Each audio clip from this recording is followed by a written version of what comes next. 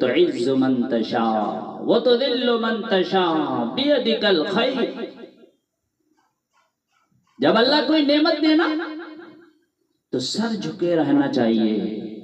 عاجزی، اللہ تیری مہربانی، تو نے مجھے مال دے دیا، مجھ جیسے خطا کار کو ایسی شکل دی، مجھ جیسے گنہگار کو اتنا بڑا شہرت دے دیا. تکبر نہیں، دانا خاک میں مل کر گلے گلزار ہوتا ہے. اترانے والا، گھمنڈ کرنے والا کبھی کامیاب نہیں ہوتا. علم بھی تکبر لاتا ہے. جب کوئی عالم بن جائے یا کسی اقتدار پر فائز ہو جائے یا کوئی عہدہ مل جائے یا کوئی نالج زیادہ ہو جائے تو وہ دوسروں کو حقیر سمجھنے لگتا ہے کہ مجھے ہی سب کچھ آتا ہے، اس کو تو کچھ آتا ہی نہیں. یہی تو تکبر ہے کہ مجھے سب کچھ آتا ہے، اس کو نہیں آتا. روایت میں آتا ہے من قال انا عالم فہو جاہل. جو یہ کہے کہ میں عالم ہوں تو فرمایا کہ وہ جاہل ہے. اس لیے علم تو سیکھنا ہے لیکن تکبر نہیں کرنا. دوسرا ریزن علماء نے لکھا ہے عبادت، کہ یہ بھی تکبر لاتی ہے. کہ میں 5 وقت کا نمازی ہوں، تہجد گزار ہوں، اچھی بات ہے، لیکن دوسروں کو کہ یہ تو نماز پڑھتا ہی، جمعے کی نمازیں پڑھتا ہے، اس کو تو کچھ آتا ہی نہیں، مجھے ہی آتا ہے. کہیں ایسا نہ ہو کہ تمہاری ساری عبادت برباد ہو جائے. آپ نے وہ واقعہ سنا نا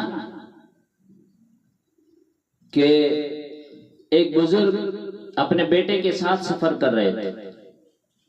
رات ہوئی، تہجد کا وقت ہوا، باپ بیٹے اٹھے، تہجد کی نماز پڑھی.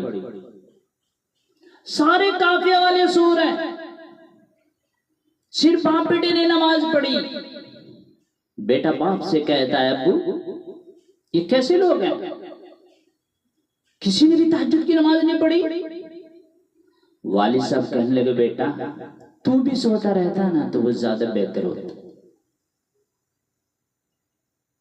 بڑی فتح کی بات کی ہے کہ تہجد پڑھ کر اگر دوسروں کو حقیر سمجھتا ہے تو بہتر ہے کہ تو بھی تہجد نہ پڑھتا. تو عبادت ضرور کرنی ہے لیکن تکبر نہیں کرنا، دوسروں کو حقیر نہیں سمجھنا. پھر مال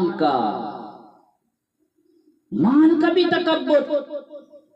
پیسے ہوتے ہیں تو غریبوں سے تکبر کر رہے ہوتے ہیں. پھر خوبصورتی کا تکبر کہ میں خوبصورت ہوں، یہ سانولا ہے، میں گورا ہوں، یہ کالا ہے.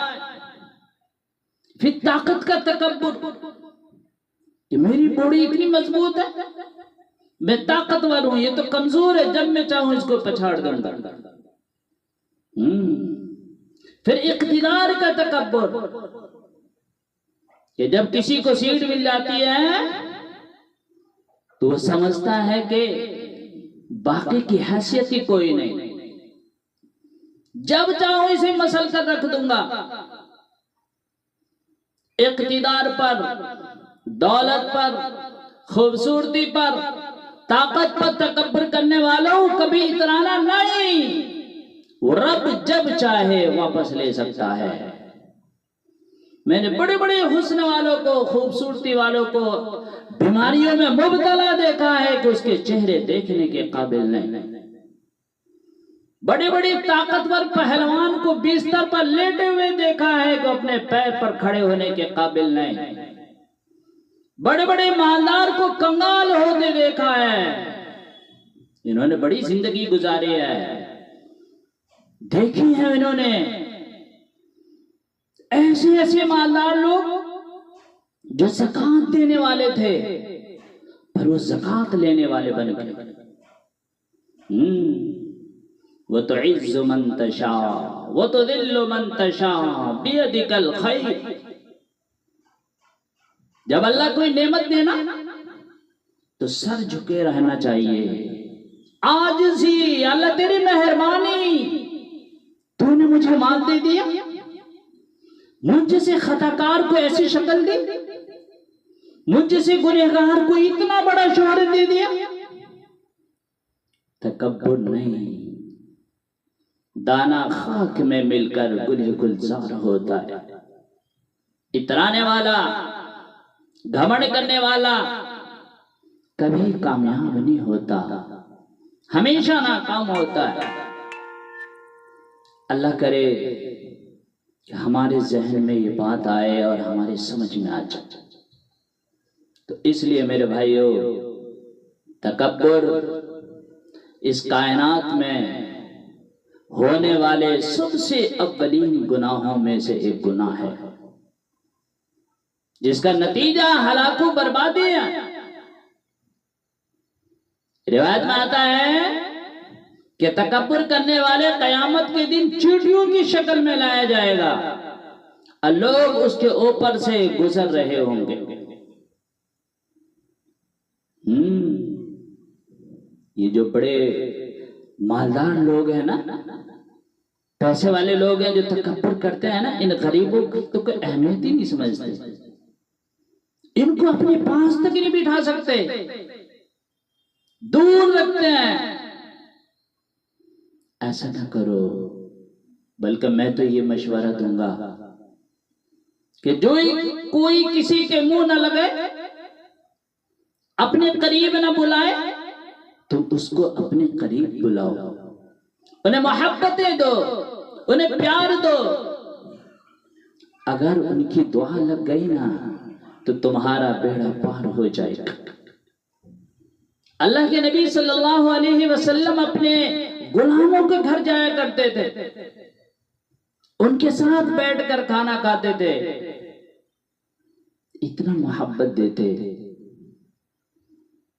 آج تو ہم یہ سمجھتے ہیں یہ ملازم میرے ساتھ کھانا کھائے گا، اس کی اتنی اوقات ہے.